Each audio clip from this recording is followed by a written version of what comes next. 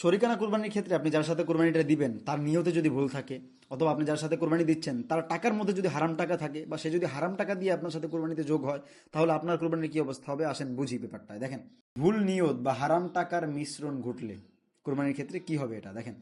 শরিকানা কুরবানির ক্ষেত্রে একটি গুরুত্বপূর্ণ বিষয় হলো কার সাথে আপনি শরিকানা কুরবানি দিবেন। এক্ষেত্রে দুটি বিষয় লক্ষণীয়। এক, হালাল অর্থ দ্বারা কুরবানি করা জরুরি। কোনো শরিক যদি কুরবানির মূল্য হারাম টাকা দ্বারা পরিশোধ করে তবে তার কুরবানি সহি হবে না, এবং জেনে শুনে এমন কাউকে শরিক বানানো যাবে না।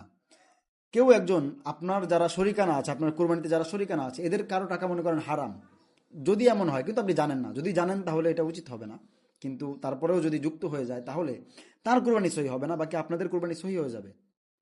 হারাম টাকা যুক্ত হলে যেই হারাম টাকা যেই ব্যক্তি যুক্ত করেছে তার কুরবানি সহি হবে না, আপনার কুরবানি সহি হয়ে যাবে ঠিকই। এমনইভাবে আর একটা মাসআলা দেখেন, প্রত্যেক শরিকের কুরবানি, কুরবানি অর্থাৎ প্রত্যেক শরিকের জন্য এটা আবশ্যক যে কুরবানি বা আকিকা ইত্যাদি নিয়ত থাকতে হবে, ইবাদতের নিয়ত থাকতে হবে। কেউ যদি শুধুমাত্র গোশত খাওয়ার নিয়তে শরিক হয় তাহলে কারো কুরবানি সহি হবে না। ওই মাসালাটা থেকে কিন্তু এটা কিন্তু আলাদা, ওইটা কিন্তু কারো হারাম টাকা যদি আপনার শরিকানায় যুক্ত হয় তাহলে তার কুরবানি বাতিল।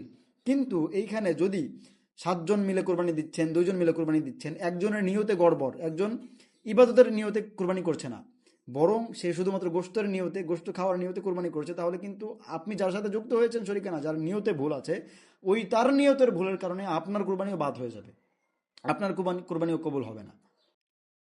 তাই দেখেন, তাই শরিকানা কুরবানির ক্ষেত্রে সতর্ক থাকা উচিত।